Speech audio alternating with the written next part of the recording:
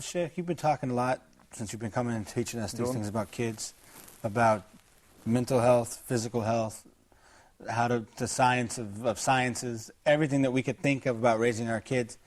But we've left out one thing, that some of our kids are becoming teenagers. Oh, yeah. And Yeah. they're starting to have feelings for boys and for girls. What about sexuality? You know, Brother Ismail, being coming from a different background and so on, if you did not bring this up, I bet you that the brothers wouldn't have talked about it. Unfortunately, we try to hide. While Allah subhanahu wa ta'ala taught us those issues should be discussed. You know, many parents ignore the most important thing, the hormonal changes which take place as natural and normal. And they ignore that, and they do not see that there should be some change in the attitude, in the behavior, in providing the children with the proper dose of the sexual education. Okay. Well, the word sexual education is a very big word. How to deal with our children when they attain the age of puberty? Well, that all was discussed, and that all was explained in details. We discussed some before, but inshallah we're going to elaborate on all of that. But before that, Ya Osama, since I brought up the word sexual education, for those who live in the West, they are very familiar with the word, because actually it's a class which girls have to attend. We have to take it too, and starting at the So fourth did you? grade. Yeah, in fourth grade up all the way through high school, we have to take it. I can tell you that I'm being fortunate that I didn't have to attend similar classes. It's actually an invitation to be on the loose. Yes. To commit whatever you wish and desire. It teaches the gay's rights and that it's okay, it's natural. And it's natural to have a relationship with the opposite sex. With the opposite sex, or even with the same sex, if you feel this is your, you know. No, it's natural to want to Is touch there a yourself. final exam for that subject? I don't know about that, but being around people who attend that, this is awful. This is very destructive, and this is, of course, you see the results, that the kids are, you know, they compete and they brag who lost his virginity first. And so in my high school, we had I graduated 10 years ago from high school, and we had a daycare center in the high school for the girls who went to school that had children that were. Talking about a high school, across from my house in the States, I have an elementary school. Elementary school which has a daycare and a babysitter. Why? Because there was a girl, 11 years old, who was pregnant. She goes to the school with her baby. Imagine, why? Because the abuse of the subject of sexual education and, you know, the abuse of the freedom, you know. But everything was put in order in Islam. Allah subhanahu wa ta'ala informed us that those changes happen and take place. So you have to admit the fact that that happens. And, you know, if it doesn't happen, you wouldn't be here.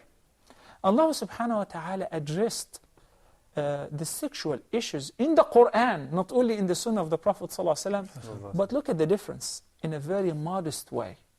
It taught us about very, very delicate issues in the Quran. For instance, Allah subhanahu wa ta'ala described the believers in Surah Al-Mu'minun, وَالَّذِينَ هُمْ لِفُرُوجِهِمْ حَافِظُونَ.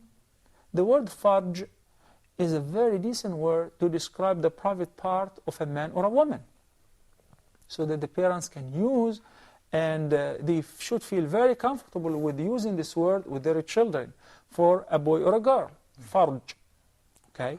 So Allah subhanahu wa ta'ala described the believers as they safeguard their private parts, meaning they do not commit any illegal act of sexual intercourse or, you know, its introductions. So they safeguard their private parts. Then Allah subhanahu wa ta'ala mentioned in Surah Al-Baqarah, يَسْأَلُونَكَ عَنِ الْمَحِيضِ قُلْ هُوَ أَذًى فَاعْتَزِلُوا النِّسَاءَ فِي الْمَحِيضِ وَلَا تَقْرَبُوهُنَّ حَتَّى يَطْهُرْنَ.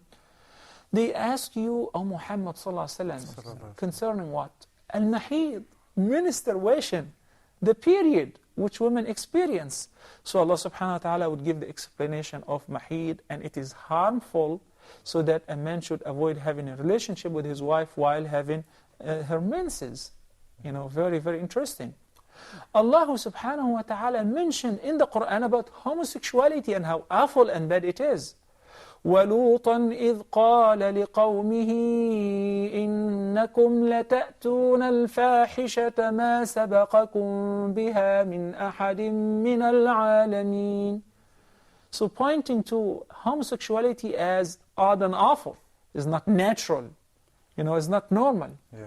So Lut, peace be upon him, was addressing his people as that you are committing a fahisha, an illegal sexual act, which no one before you have committed. So the Quran tackles all those issues, and then he emphasizes on the fact that وَلَا تَقْرَبُوا الزِّنَا, don't you go near zina. And I mean, wouldn't it be better to say, don't you commit zina? No. Don't go near it. Don't go near it.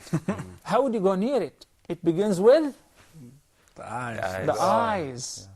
Eyes. And I think we have covered this when we were talking about what, ya Ismail? Looking. The etiquette of seeking permission. Or No. Exactly, Seeking permission, seeking permission. Because the Prophet ﷺ has said that seeking permission was prescribed for one reason, Stop. another. Another. So that you don't even accidentally see something which should not be seen. When a man said to the Prophet ﷺ, Ya Rasulullah, do I have to seek permission and knock on the door before entering upon my mother? Yeah. So the Prophet ﷺ said that, would you like to see her undressed? He said, no way. He said, then you have to, seek permission. And that, of course, have to handle in a very delicate way, so that you have to consider the different ages, different levels of understanding. You don't come to a child 5 years old and talk to him about homosexuality, and talk to your girl who's 7 years old about the period. No, it's not time yet. So Allah subhanahu wa ta'ala said that, advise us to order our children before the puberty age to seek permission during 3 times of the day before entering even upon their parents. Do you remember them, Ya Afdal? The first time is at من قبل صلاة الفجر, before dawn, after Salat al-Isha, and At noon. at noon, Zuhr prayer, no. and after صلاة العشاء وحين تضعون ثيابكم من الظهيرة ومن بعد صلاة العشاء. Why? Allah subhanahu wa ta'ala explained, because these are the times which many a person tend to rest and do what? تضعون ثيابكم, you take off your clothes. You wear your sleep clothes and so on. Pajamas, maybe that you're having a relation with your wife. You don't want your children to see anything like that. So those set times are a must for the children before the puberty age to seek permission, so that they start to learn. As they grow older and they understand, then they should seek permission during all times like adults. Exactly. Knocking on the door before entering, and if you hear no response, you do not enter. Why? Because Allah subhanahu wa ta'ala commanded us in the Quran, قُلْ لِلْمُؤْمِنِينَ يَغُضُّوا مِنْ أَبْصَارِهِمْ وَيَحْفَظُوا فُرُوجَهُمْ ذَلِكَ أَزْكَى لَهُمْ. Say Muhammad sallallahu alayhi wa sallam to the believing men, يَغُضُّوا مِنْ أَبْصَارِهِمْ. This is such a beautiful word. يَغُضُّوا مِنْ أَبْصَارِهِمْ, to lower off their gaze. Not all the time, but sometimes. When? Whenever you see something that's prohibited for you to see. Seeing the awrah of a woman or a man who's prohibited for you to see. Talking about the awrah, that, we have to understand that there is a designated body part which you're not supposed to see, even of a man, which is what, Ya Ismail? You can't see from the knees to the belly button. From the belly button to the knees. Even your own brother. Even your own dad. And similarly, parents are not allowed to look at the awrah of their children. At what age? This is a very important question. Because till the age of 4, the kids do not really have awrah to the parents, They change them, they change their diaper, they give them a bath, and so on. At the age of 4, the awrah becomes al-awrah al-mughallada, or the major awrah, which is a very, very strict area that even parents now should avoid looking at, which is the private parts and the behind, the bottom. Okay? Well, sometimes kids at the age of 6 and 7, they start to grow maturer and they understand. And a girl would look pretty and she would be desired. In this case, she would be treated as a girl who reached the puberty age, so that you're not supposed to look at any of her body parts. If she have developed a chest and so on, well, you should avoid that, even though she's your daughter and so on. Okay? Yeah. So when the child starts understanding, and when the child starts showing some symptoms of maturity, then the aura will become the aura of a man. Some people wait until the girl reaches the puberty age and say, today you start putting on the hijab. How about the last 12 years? She didn't recognize hijab at all. And then now she'll be they'll suffocated. You know, it's going to be very, very difficult. You hear that all the time. They're still young, they're still young, they're still young. She's 25. When's she going to put on hijab? I know. You gotta get them used to it. Yeah. And you know what? We have to keep in mind, this is a very, very touchy subject and very, very sensitive, especially in conservative societies like Muslim communities and so on. So, it's really recommended for the father to address his son about the sexual education whenever it is adequate. Okay? Yeah. And the mother to do the daughters? And the mother would address the needs of her daughter at the proper age. And of course, before the period, she would start addressing her as, you know, it's normal for girls to experience this and this and that. You know, so we have to keep in mind, sexual education is also the responsibility of the parents. I was lucky enough to study at Al-Azhar at the age of 12. We were taught all of that at school, but the proper way, the proper words were used. Actually, since we were studying fiqh, and I enjoyed that because that was the first time, I mean, I understand that my parents would never have discussed anything like this with me. But now you're prepared to be a scholar and to handle those issues with others, you know. So even though we have never heard of menstruation before, the teachers started discussing the concept of ghusl, taking a bath with the intention of removing the major impurity, discuss with us very sensitive issues. We were in public, I mean in classrooms, but we were taught the proper way. Versus, of course, the sexual education, which, you know, totally outlaw and awful. I remember that very important. Hold on to that, because I have to go check on the dinner, and we can get back to that after I get back. I'm extremely hungry. Okay. Yeah, so I have to make sure we don't burn it. Last time I burned it. Barakallahu feek.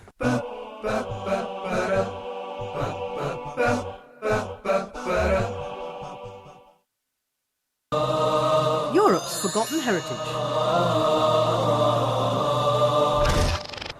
This is a sad reminder of the past history of the Muslims in the city. Nowadays, there are no Muslims anymore. These are the mosques that have remained. And it is really sad. Wait a second, this is Morocco. No, this is Tunisia, Algeria, North Africa, Egypt. No, this is all Europe, and this is all part of Spain. Islam spread first in Africa, and then from Africa, it came over to Europe, and then it did developing work in Europe. Now, we look the other way around nowadays. The compass was invented by the Muslims. Many important inventions came from the time of the Muslims on the Iberian Peninsula. Instead of people becoming less in battles, as we normally know, as we know in battles obviously people die, but no, what was happening? The Spaniards recognized and realized the superiority of the Muslims and the treatment that the Muslims gave to the Christians and the Jews in Spain at that time, that they happily accepted Islam, many of them. An Ottoman fountain, as we have seen it before in other places in Greece. Now, it has some Arabic on top, as well as it had some Arabic down, where the tap used to be, or where the water was coming out. Pack your bags, grab your passports, and join Dr. Steph Keris as he takes us through Europe and rediscovers Europe's forgotten heritage, only on Hoda TV.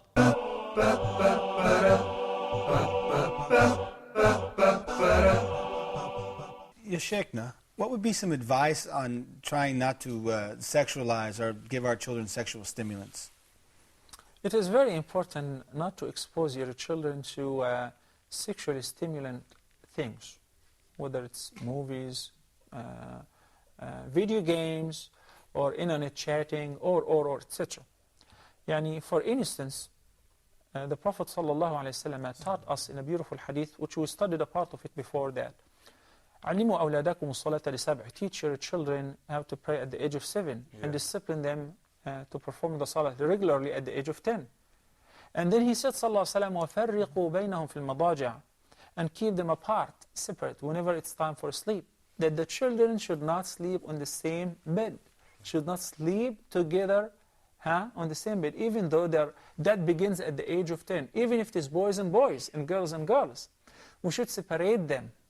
You know, it's prohibited to let the children sleep together. You know, sometimes the kids go for a slumber party, or they attend a camp here or there, and they all sleep together. No, it is prohibited. We should really designate a special place for each child to sleep at the time of sleep, away from even his own brothers and sisters. Maybe in the same room, you know. And I understand you. I see that your eyes are telling me that, you know, most of some Muslim families, I mean, they can't really afford separate beds for their children. That's true. So I mean, what should they do in this case? I would have to admit that I lived with my brothers in the same room. You know, I didn't have my own room. So sometimes bunker beds help. But, you know, if you don't have room for bunker beds, then لا يكلف الله نفسا إلا وسعها. At least, if they have to sleep on the same bed, that each child have to cover with a special cover, that they should not be covered by the same cover. This is very, very important. And not too many Muslims are aware of that. As a matter of fact, not too many Muslim parents are aware of the fact, awra and so on. And awra applies to even family members. So once I was attending a function and we're playing soccer and we had sweat and so on. So I was invited for a dinner to a family's house. And there all the children ran to the shower to take a bath. So I said, MashaAllah, they must have a big shower where everyone has a, you know, a separate shower. partitions and so on. Then I realized that it's only, you know, just one bathtub and one shower. So I asked the parents, said, yeah, that's okay, they're brothers.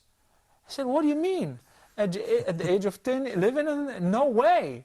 You know, they didn't really understand it's haram. And the awra is not only for strangers, no, it's also for brothers, family members. Sisters, cousins. So brothers amongst themselves are not to look at the awra of their brothers. And as I said, that even including parents. What about in sports? Even sports. Even if at school that they have to wear shorts, put your foot in, step your foot and say no. لا طاعة لمخلوق في معصية الخالق. Swimming, sports, anything. Boys have to be separate from girls because that kindles fire, ignites sexuality even at young ages. You know, I remember that the first day I was interested in making some activities in sports. I used to jog at the park, but then decided that I need to lift some weight and so on. So I was directed to a gym.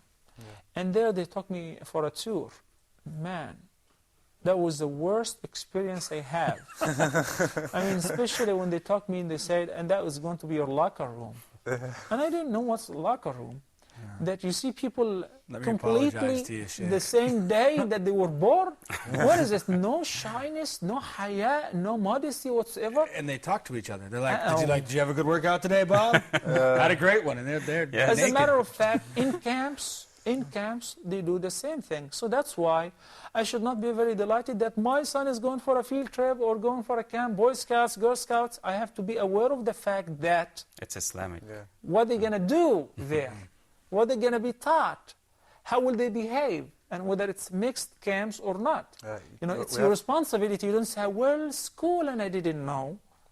We have to keep them, you have to put some internal and external supervision on them. Yes, actually, you know, when it comes to sexuality and protecting the modesty of your children at different ages, the responsibility will be distributed equally between the parents and the society. So there is an internal homeland security and external. You know, internal security with the parents that, as I said, that you don't expose them to sexually stimulant materials, then you say, I don't know why they think this way. So they're flipping the channels every day, watching satellite TVs, watching And all the videos, video anything clips, like that. singing, dancing, and mixing up women and men together, kissing and hugging, sometimes even having love affair, intimacy between men and women, and all of that. Then you say, I don't know what went wrong. What went wrong is that you raised them on that as this is normal. You know, you didn't teach them the right way. Magazines, internet. Internet was never discussed in the past because they have never expected something like this. A machine could be of that much use and that much harm. It's a double-edged You know, sword. chatting, and especially now you can chat and see too. So it's a video conference. It's very, very dangerous. It's very useful that your child can get all the useful materials which is needed for his scientific education. Listen to beautiful recitation and speeches, audio, and see as well. And meanwhile, it could be misused and abused. So it's your responsibility to supervise that at home. Then outside, it is the responsibility of the guardian of the entire ummah. You know, to control what movie theaters are airing. You know, if it's my choice, guys, I wouldn't like to have a TV at home. Except for the fact that there are so many beautiful satellite TVs now, Islamic shows and so on, which are very, very educational. So I don't want to deprive my children from that. And good thing is, nowadays, whether it's internet or television, they can have lock the it. parental control, where you can lock undesired scenes, undesired channels, so do that. So if a parent want to drop their child to school in the morning, go back and pick them up in the afternoon, just to make sure that they don't have waste time walking home with other children and be influenced by them, this will not be considered like overprotective. No, it won't be considered overprotecting your children. As a matter of fact, you should do that. You know, we send our kids to sports clubs, hoping that they will, you know, get some physical exercise and energy. education and so on, right? Yeah. But unfortunately, many of those clubs nowadays have the bad company, and the pressure of the peer is very, very strong. As a matter of fact, you can lose your children between drugs, women, and all of that at the clubs. So don't you think that when you deposit your children in that place, they're safe? Yes. Even if it is safe, you have to be awake and aware. So you have to prepare your children for scenes like that, for situations like that. Bring to their attention the concept of taqwa Allah Azza wa Jal, the concept of قُلْ لِلْمُؤْمِنِينَ يَغُضُّوا مِنْ أَبْصَارِهِمْ, lowering one's gaze, because Allah subhanahu wa ta'ala ordered us to do that. We love Him and we want to please Him. You have to keep that in mind. And prepare them for the big event, which is Marriage. before marriage, puberty, adolescence. That unfortunately, many kids have reached the puberty age. They had seen more of the signs of maturity and puberty, And nobody taught them. and nobody taught them. Who would be best suited to teach? Like, would I be best suited to teach my son or my daughter? Of course, the father is in charge for teaching the son, and the Allahu mother is Akbar. charged for teaching the daughter. And if the family doesn't have a father, then an uncle, a grandfather, or an older person. And similarly, if there is no mother, you know, you look for someone who's a lady to approach the girl. You know, as I said, that in many cases, that especially with one of the symptoms of puberty is that wet dreams, which is a fact. And as a matter of fact, it's not only limited to boys or men. No, it's men and women. You know, the Prophet ﷺ stated that it's actually men and women may have seen or will see wet dreams. In this case, seeing a wet dream, that requires ghusl, because actually there is a major impurity. Right. There is a sexual discharge from either a boy or a girl. So for the very first time seeing that, man, they are shocked. They don't know what to do. I mean, and they're embarrassed to talk to their parents. As a matter of fact, a child might think that he urinated while asleep, and the girl would assume so. So they would run to change, and they would just pray, make wudu and pray and go to school regularly.